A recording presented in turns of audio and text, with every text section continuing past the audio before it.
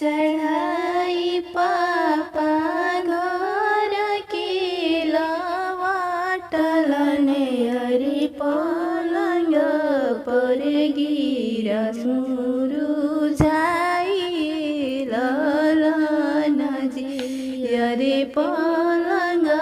पर गिरा मुरुझाई ललन जी तिलक चढ़ाई पापा घर से लवाटल ने अरे पलंग पर गिरा मुरुझाई ललन जी अरे पलंग पर गिरा मुरुझाई ललन जी अपना रसोईया में से बोलेली कौन बेटी गाए पापा गिरा मुरुझाई ललन जी अरे गाए पापा गिरा मुरुझाई ललन जी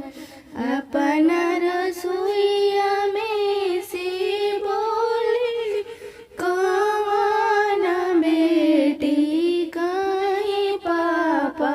गिरा मुरुझाई ललन जी अरे गाए पापा गिरा मुरुझाई ललन पूर्व गईनी बेटी पश्चिम गईनी अरे कतहूँ ना मिले बरे कुंवर ललन जी अरे कतहूँ ना मिले बरे कुंवर ललन जी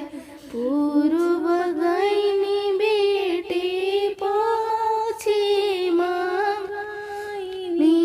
अरे कतहूँ ना मिले बरे कुंवर ललन जी अपना रसोईया में से बोलेली कौन बेटी गाए चाचा गिरा मुरुझाई ललन जी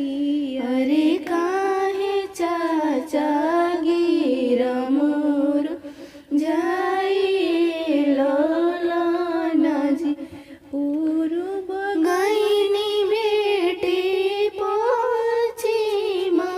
गईनी अरे कतहूँ ना मिले बरे कुंवर ललन जी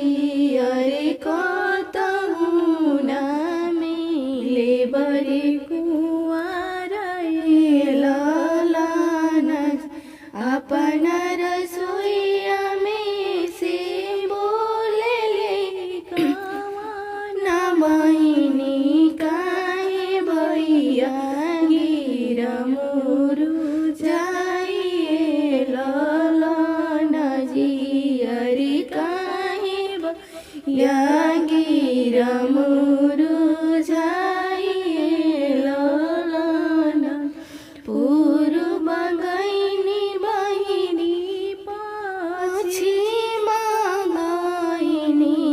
अरे कतहूँ ना मिले बरे कुंवर ललन जी अरे कतहूँ ना मिले बरे कुंवर ललन पूर्व जइया पापा पश्चिम जइया अरे जइया उड़ै सजग्रनाथ ललन जी अरे जइया उड़ै सजग्रनाथ